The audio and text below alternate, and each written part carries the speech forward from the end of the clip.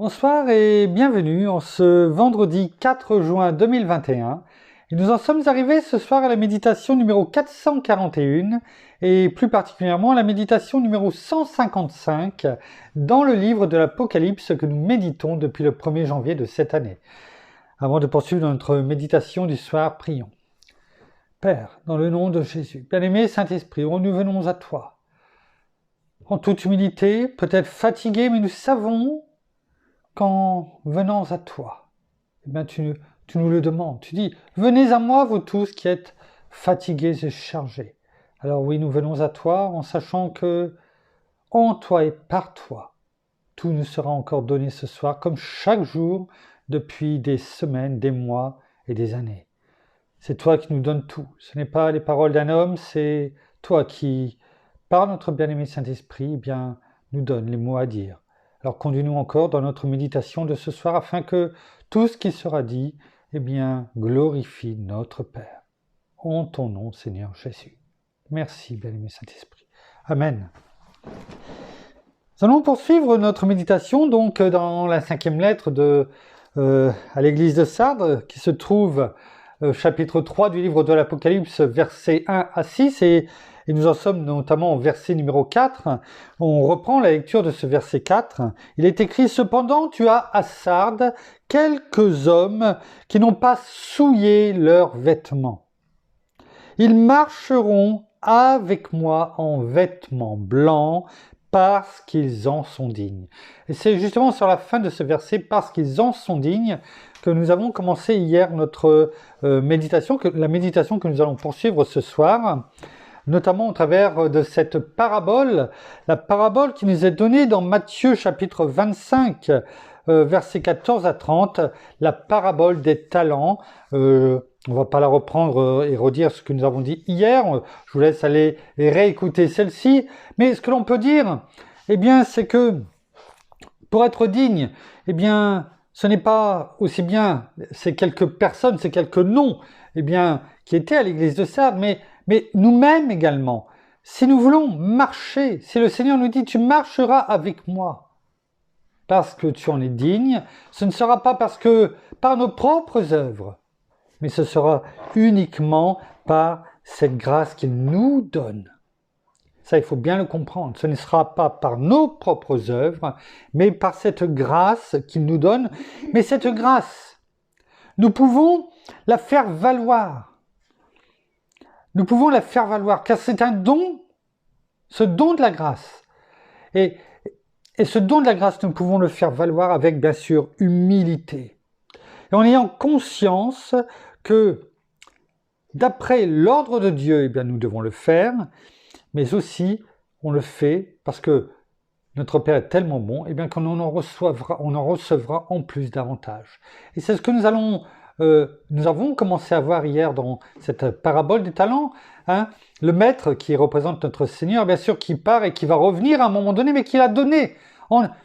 Avant de partir, il a délégué, il a donné, il a cette propriété divine qui est la sienne, c'est-à-dire les dons de Dieu, eh bien, il les a donnés à 3 personnes, un avec 5, un, avec 2, et un avec le 3e, avec un seul. On a pu voir que les 5 premiers, eh bien, tout de suite, avec diligence, avec rapidité, eh bien, ils ont mis en œuvre leurs dons, et ils n'ont même pas calculé. Hein, ils ont utilisé cette richesse spirituelle qui leur a été donnée, eh bien, enfin qui lui a été donnée pour activer, pour faire des activités spirituelles. Ça a été la même chose pour le 2e. Même s'il en a eu moins, eh bien, ces dons, il les a reçus et il les a fait valoir. Il les a investis dans le royaume de Dieu. Et le 3e, qu'est-ce qu'il a fait, lui? Aussitôt qu'il l'a reçu, eh bien, il est parti, la première chose qu'il a fait, il a fait un trou. Et dans la terre, bien sûr, et il a caché ce talent, eh bien, que son maître, c'est-à-dire que notre Seigneur lui avait donné, par notre bien-aimé Saint-Esprit. Et On disait hier, eh bien, on a tous reçu des dons, quel que soit le nombre que nous avons reçu. C'est pas ça qui est important. C'est notre Père, notre Seigneur, notre bien-aimé Saint-Esprit. S'il nous en donne plusieurs, c'est qu'il nous a déjà, comment dirais-je, modelé sur le tour du potier, hein, pour, comment dirais-je, pour sa gloire. Et s'il nous en donne plus que d'autres, ce n'est pas parce que nous sommes meilleurs que les autres. C'est parce qu'il nous a mis à part pour faire quelque chose de spécial. Non pas qui a plus d'importance que l'autre, mais qui nécessite peut-être certains dons supplémentaires. Mais le principal, ce n'est pas le nombre de dons que l'on a, c'est ce que nous allons en faire. On peut recevoir des dons et aller les cacher, parce qu'on a peur, parce qu'on ne veut pas les utiliser, parce qu'on ne veut pas faire valoir cette grâce, parce qu'on n'a peut-être pas la foi suffisante. Mais notre Père, s'il nous en donne plusieurs, il sait que nous sommes prêts. Et quelquefois, on n'en reçoit qu'un. Ce n'est pas parce que nous sommes moins bons que les autres, comme on disait précédemment, mais peut-être parce que nous avons encore besoin d'apprendre. Mais on en reçoit un. Avec ce seul talent, on peut toucher beaucoup de personnes. Mais que faisons-nous de ce talent? Est-ce que nous sommes comme ce troisième homme et on part le cacher, en faire un trou, le cacher, mais finalement le cachant, c'est nous. On fait un peu comme l'autruche, on met la tête dans le sol. Et c'est ça justement que notre Père, notre Seigneur, eh bien, au travers de sa parabole, eh bien, dénonce. Pourquoi? Parce que nous avions terminé hier sur le verset 19 qui dit « longtemps après ». Parce que notre Père est patient et il n'a pas encore donné le signal à notre Seigneur de retour. Mais le talent, celui qu'on avait caché, en tout cas cet homme, et j'espère bien sûr que ce n'est pas le cas pour nous, qu'en faisons-nous? Rappelons-nous seulement si c'est le cas ou est-ce que nous l'avons caché? À ce moment-là, cherchons. Vous savez, un peu comme le chien qui a caché son os pour le retrouver plus tard. Alors cherchons si on ne se rappelle plus où. Reniflons s'il faut. Et demandons à notre bien-aimé, Saint-Esprit, eh bien, de nous conduire afin de nous rappeler ce que nous avons reçu. De nous le remettre au devant de la scène. Et déterrons-le et soyons heureux de le reprendre tout en étant eh bien, aussi repentants auprès de notre Seigneur pour ce que nous avons fait. Et comme les deux autres, eh bien, utilisons-le. Pourquoi? C'est ce que nous allons voir maintenant. Le Seigneur nous dit donc, longtemps après, le maître de ses serviteurs revint et leur fit rendre compte. Oui, il y aura des comptes à rendre. Le premier, voilà ce que le Seigneur le dit. Verset 20, celui qui avait reçu les 5 talents, hein, vous savez, celui qui a fait tout de suite diligence hein, avec les dons qu'il avait reçus. Qu'a-t-il fait? Il s'approcha. Donc déjà, ça veut dire que il va falloir s'approcher de notre Seigneur. S'approcher de notre Seigneur, ce n'est pas comme si on s'approche de son conjoint, de ses enfants. C'est s'approcher de notre Seigneur. Rappelons-nous, quand Jean a vu son Seigneur, rappelez-vous, on l'a vu dans le Apocalypse 1, il est tombé à terre comme mort. Ouais. Alors, imaginons comment nous serons lorsque nous serons appelés à nous approcher de lui. Est-ce que, comme avec Jean, il mettra sa main sur notre tête, notre épaule, et puis il nous dira, ne crains rien, lève-toi.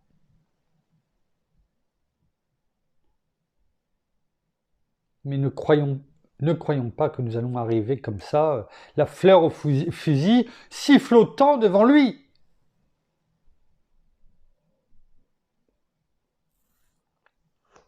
Celui qui avait reçu les 5 talents s'approcha en apportant 5 autres talents.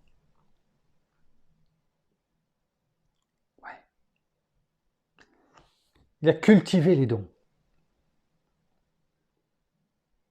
C'est comme si que l'on voulait faire grandir quelque chose, planter pour avoir un petit jardinet. Et vous avez acheté peut-être, ou on vous a donné des plants, enfin je ne suis pas du tout jardinier, mais qu'on vous a donné des plants, des graines,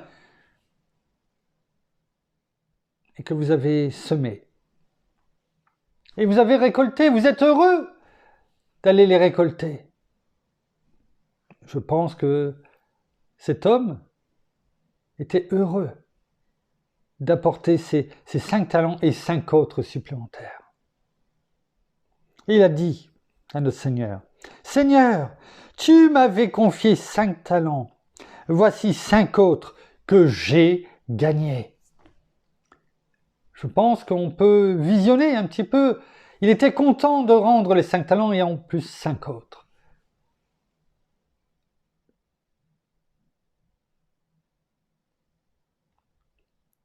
Cela montre aussi la productivité, ce qu'il a fait. Il a doublé ce que le Seigneur lui a donné, quels que soient ses talents qu'il lui a donnés, ce pourquoi il avait oint. En tout cas, il en a fait bon usage pour la gloire de notre Père. Son maître lui dit, écoutez bien, « Bien, bon et fidèle serviteur, tu as été fidèle en peu de choses, je t'établirai sur beaucoup, entre dans la joie de ton maître. » Notons l'approbation divine. Notons l'approbation de notre Seigneur. Bien, bon et fidèle serviteur. Et il répète, tu as été fidèle en peu de choses. Pourtant, la personne avait 5 talents. Mais pour notre Seigneur, il dit, c'est peu de choses. Pourquoi? Parce que c'est par grâce. C'est lui qui nous a donné les 5 talents, à la base. Ce n'est pas nos œuvres. Peu de choses parce que la façon dont il a réagi, ce serviteur, il a tout de suite mis en œuvre ce pourquoi on lui avait donné ces 5 talents. Et pour lui, je ne dis pas que ce n'est pas difficile, mais spirituellement, ce n'était pas difficile dans la mesure où il savait pourquoi il le faisait. Il n'a pas réfléchi. Il a cherché premièrement le royaume et la justice de Dieu. Et tout le reste lui a été donné par-dessus. Il a été conduit. Et il le savait. Et c'est avec cette même foi que nous devons avancer au quotidien. Dieu ne nous donne pas des choses pour que nous traînions les pieds. Cela ne veut pas dire que nous ne pouvons pas être fatigués. Je vous dirais franchement, c'est le cas de ce soir. Mais c'est une joie de pouvoir déclarer et proclamer la parole de Dieu. Et la fatigue disparaît.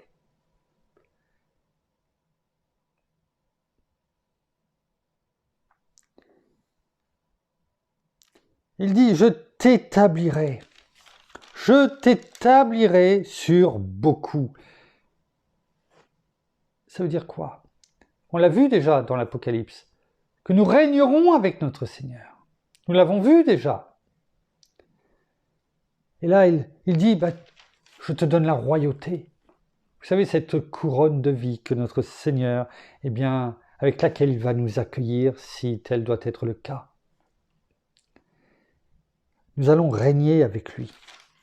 Et il va nous établir, à ce moment-là, il établit en tout cas cette première personne qui a reçu ces 5 talents, et bien sûr, beaucoup. Est-ce que c'est ça le plus important? Je ne sais pas. En ce qui me concerne, je dis je ne sais pas au sens large, parce que pour moi la fin de ce verset numéro 21, c'est peut-être ce qu'il y a de plus important. Je ne dis pas que bien sûr le fait de régner avec notre Seigneur n'est pas important, bien entendu, mais il dit pour terminer, entre dans la joie de ton maître. La joie, c'est un trait de caractère de notre Seigneur, celle qui nous a donné. Le fruit de l'esprit, un des fruits de l'esprit qui se trouve dans Galates 5, 22. Le deuxième, l'amour, la joie. Et c'est peut-être aussi tout simplement entre dans la joie de ton maître. C'est-à-dire, notre Seigneur est radieux. Bien sûr, c'est un trait de caractère, mais il doit être également content de voir la façon dont il a mis en œuvre, utilisé les talents qu'il lui avait délégués, donnés. C'est ça qui est beau également. Verset 22, celui qui avait reçu les 2 talents, qui lui-même, les avait investis. Investis où? Dans le royaume de Dieu. C'est-à-dire qu'il a fait les choses nécessaires. Et lui aussi s'approcha. Celui qui avait reçu les 2 talents s'approcha aussi et dit, « Seigneur, tu m'avais confié 2 talents, en voici 2 autres que j'ai gagnés. » Est-ce qu'il a été moins productif que le premier? Non. Pas du tout. Il a eu 100% de plus. Le premier, on avait eu 5. Il en a rapporté 5 de plus. Il a multiplié par 2. Celui qui en avait reçu 2. De même, il a multiplié par 2, 100%. Il n'a pas été moins productif que le premier. Simplement, le maître lui en avait donné que 2 talents. Est-ce qu'ils étaient moins importants? Non, bien sûr que non. Tout le monde a sa place.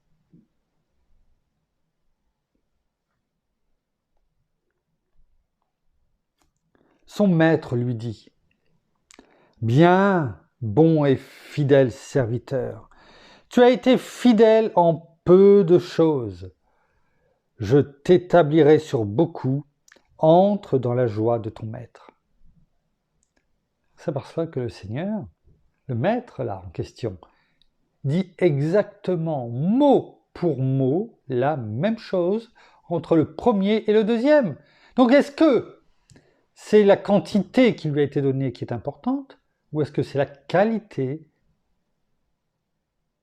par rapport à ce qu'il lui a donné et des fruits de ce qui a été donné? C'est plutôt ça. Parce que à celui qui en avait rapporté 5 ou à celui qui en avait rapporté 2, le discours et la réponse est identique, mot pour mot.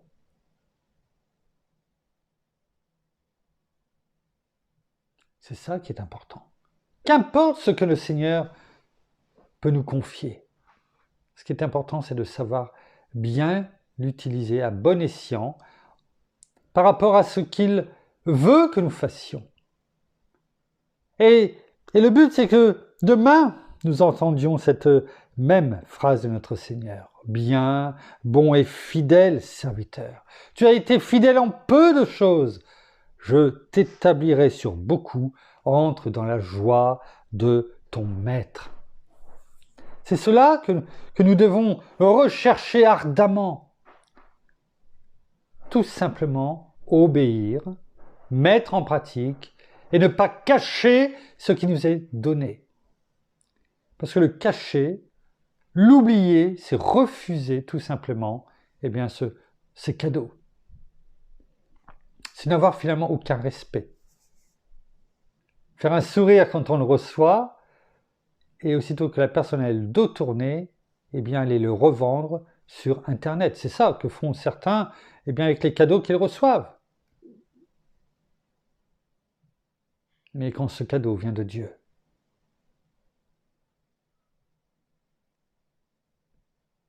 nous ne pouvons pas le cacher. Nous pouvons le cacher peut-être pour nous, et peut-être oublier où on l'a caché. Parce que là où on l'a mis, à l'intérieur de nous, bien enfoui. On ne veut plus y penser. On veut l'oublier.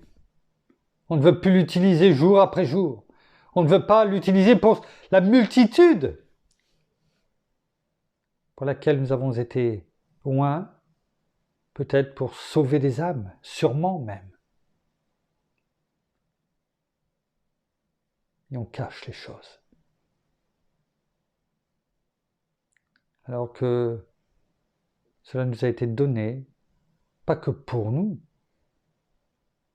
mais pour les autres, toujours.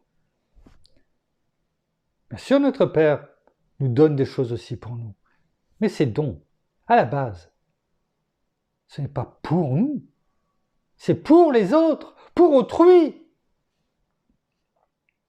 pour qu'eux-mêmes puissent voir combien notre Seigneur les aime également, et afin qu'ils soient amenés en Christ Jésus à notre Père.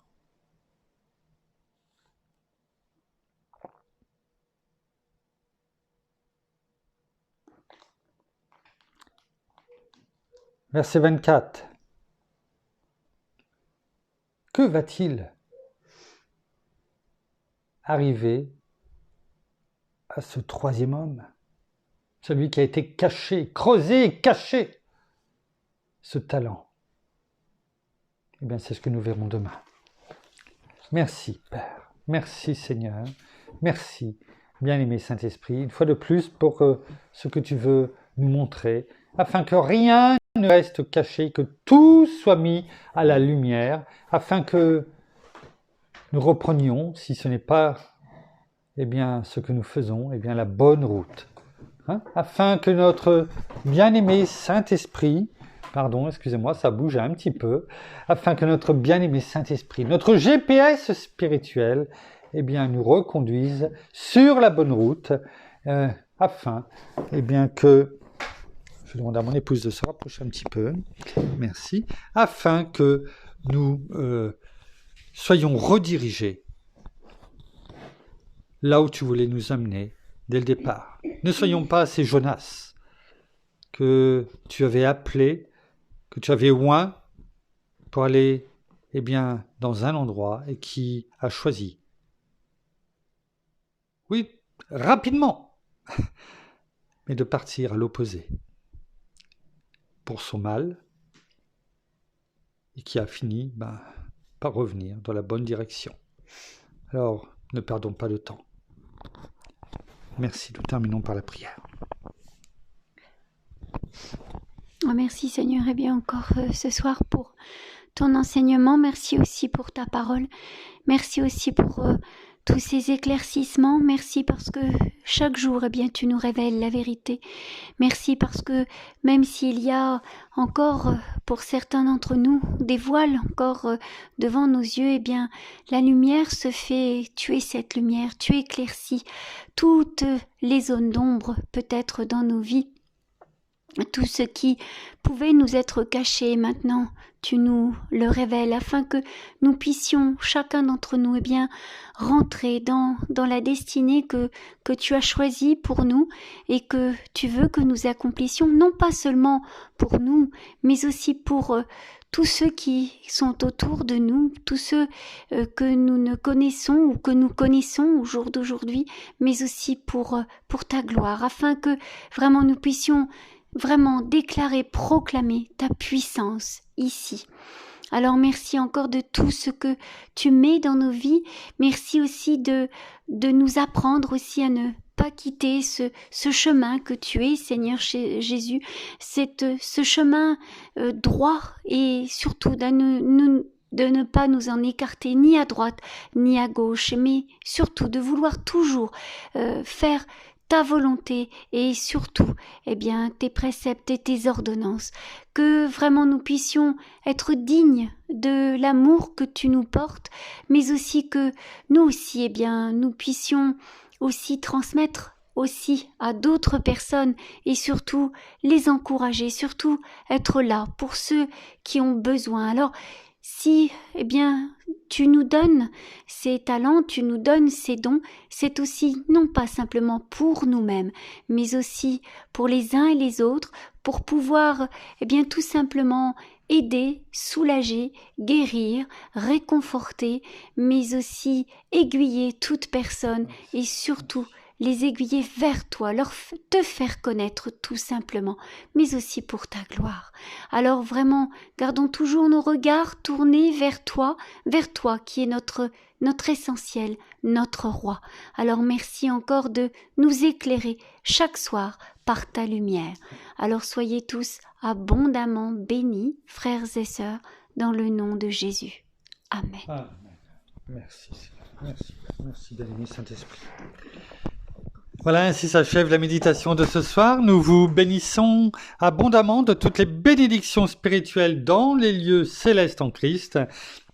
Nous saluons nos amis au Québec, au Canada, en francophonie, en France, à Paris et tout autour de chez nous.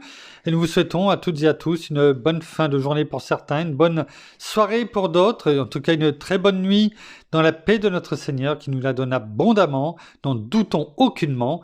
Et nous vous disons, à demain, il sera un peu plus tôt qu'aujourd'hui. À demain, nous serons là en tout cas. Et en attendant, passez d'agréables moments, en attendant de se retrouver demain soir. Au revoir.